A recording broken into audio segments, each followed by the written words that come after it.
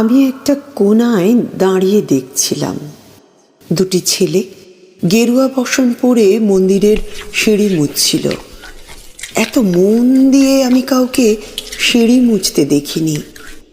এত ভালোবাসা দিয়ে আমি কাউকে ধুলো তুলতে দেখিনি। সিঁড়ি নয়, যেন জননীর ত্বক থেকে ধুলো তুলছিল। এভাবে কেউ সিঁড়ি থেকে ধুলো মুছতে পারে এ আমি কোথাও দেখিনি।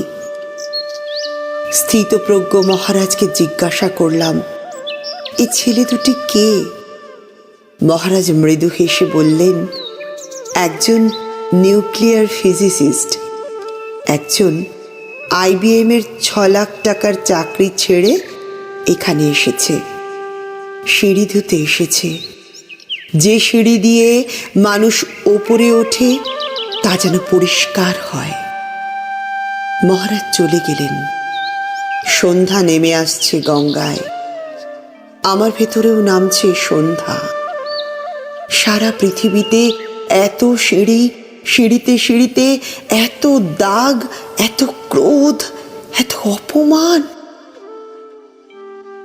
আরতি শুরুর আগে মনে হলো, যে সিঁড়ি মুছতে পারে না সে কোনোদিন মানুষের চোখের জল মুছতে পারবে না।